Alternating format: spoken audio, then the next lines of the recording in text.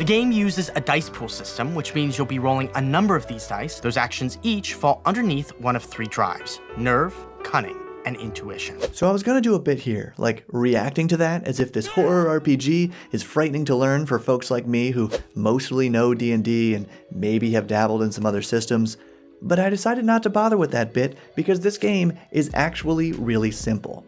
Where D&D is 1d20, roll high, using strength, dex, con, intelligence, wisdom, and charisma, Candela Obscura is d6 pool, roll high, using nerve, cunning, and intuition.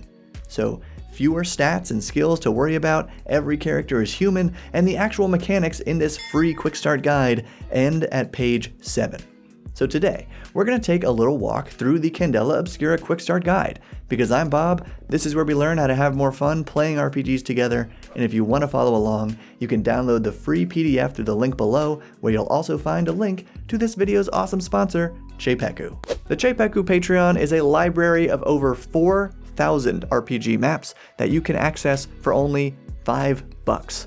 Yeah. They got your Blacksmithy and Thieves Guild, but they also have your train station, observatory, Elderbrain Skull, Infernal Contract Office, Hanging Gardens, Royal Court, and Zen Monastery. And animated versions at higher membership tiers. The maps work on every major VTT, and you can use them with whatever RPG you want to play. So check out Cheipeku through the link below. Now the first thing to recognize about Candela Obscura is how this game is steeped in personality. In this case, a fictional turn-of-the-century, kinda grimdark, very low fantasy world where electricity is a hoppin' new technology and almost nobody knows about or even believes in magic.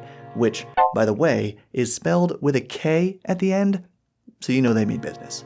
Even the cover of Candela Obscura depicts an artifact inscribed with strange runes with a section torn away, evoking the nature of a mystery game, where the players are trying to piece together dark secrets or sometimes racing to uncover lost knowledge before it falls into the wrong hands. While we're talking aesthetics, the very name, Candela Obscura, translates to dark or shadowy candle, and apparently burning a black candle is meant to dispel negative energy, if you're into that sort of thing.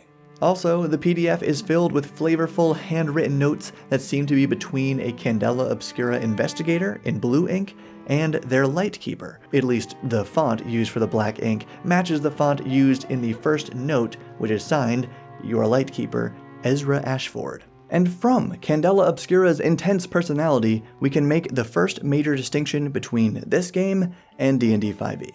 Candela Obscura is a horror tabletop role-playing game about occult investigators who hunt down dangerous supernatural forces making incursions into a world very much like our own.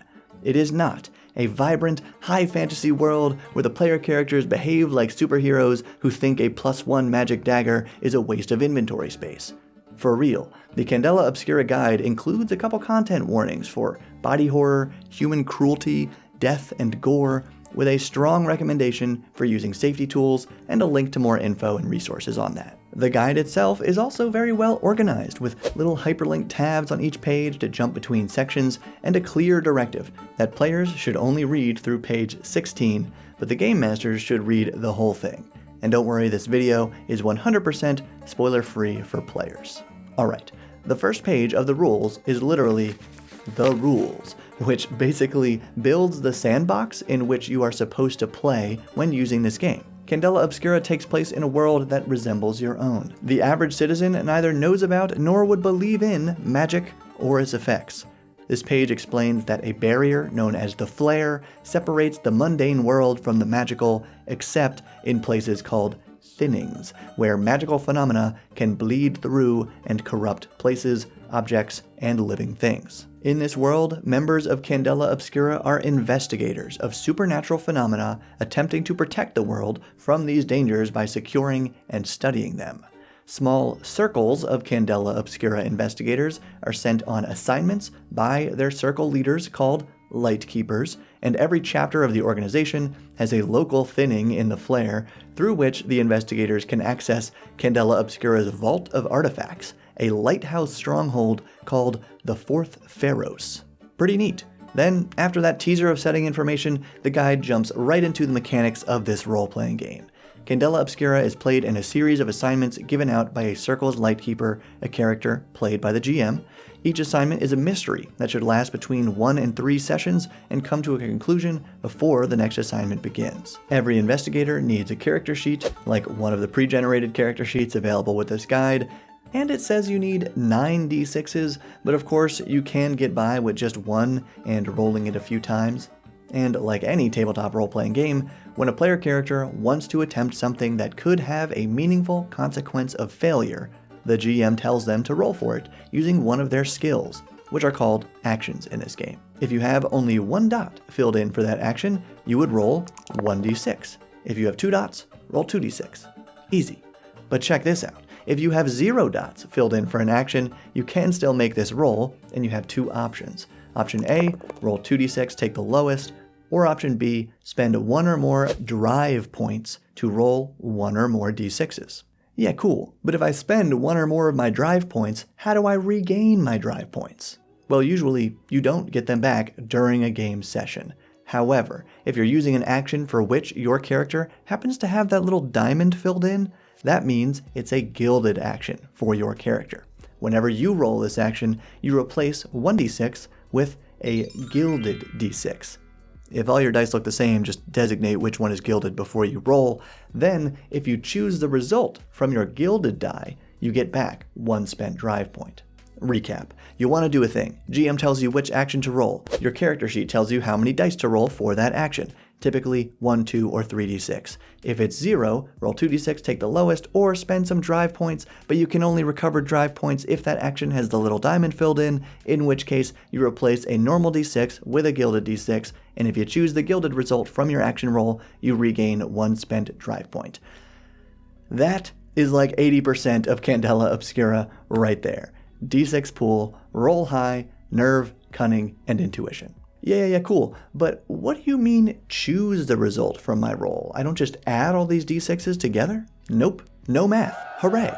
All you want to do is roll high on at least one of your dice, because if you only roll 1s, 2s, or 3s, the roll is a failure. You don't accomplish what you wanted, there are consequences. So you get nothing! On a 4 or 5 as a result, the roll is a mixed success. You accomplish what you wanted, but it comes at a cost. And on a 6 result, the roll is a full success. You get what you wanted without any major unintended consequences, and on multiple 6s, the roll is a critical success. You get what you want and something extra. A couple additional notes are that your d6 pool can never have more than 6 dice, no matter how many dots you have filled in, how many drive points you spend, or maybe one of my favorite mechanics, how many drive points another player spends to assist your action roll. Check this out. Another player can assist you by spending one of their own drive points for plus 1d. Though an assisting player can only spend 1 point of drive per roll, multiple players can help you carry out your action. This is a really cool example of how Candela Obscura really encourages cooperation within the circle of investigators. And even as a rules-light game, you can build in some strategy here, because if your character isn't gilded in the action you need to use, you might not be able to regain drive points for that action. But one of your allies might, so they can share their drive and replenish it later. But let's not get ahead of ourselves. It is at the GM's discretion whether or not your circle members are able to help. Fair. And let's recall that the GM should be the one telling you which action you're going to use. As a player, you're just describing how your character behaves and typically succeeding at those behaviors. Only if you try something risky should the GM have you roll for it, and for the sake of actually explaining each stat, the nerve drive can add dice to move, strike, and control actions. Cunning adds dice to read, sway, and hide actions, and intuition adds dice to survey, focus, and sense actions. One more thing.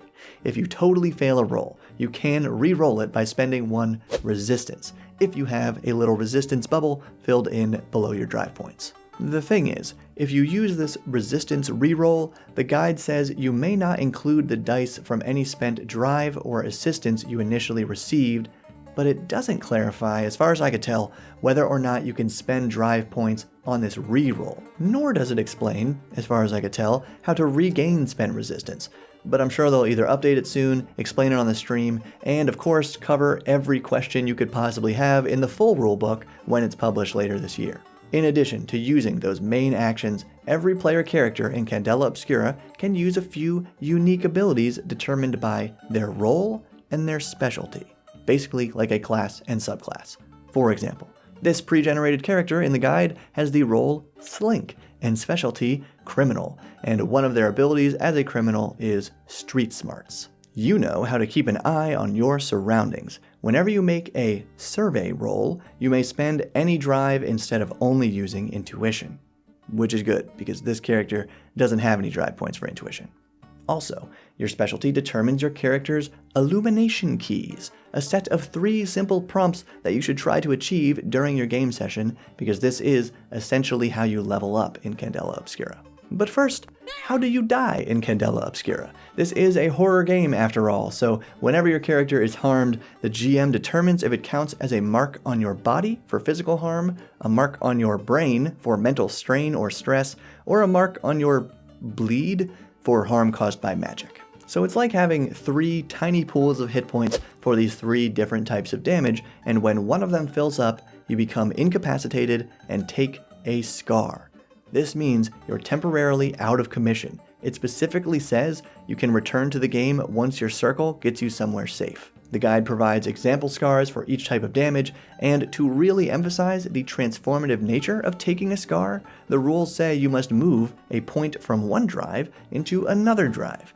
I think that's really cool. Remember, Candela Obscura is designed for mini campaigns, so scars are actually a pretty ingenious way of building in character transformation over a relatively short amount of game time.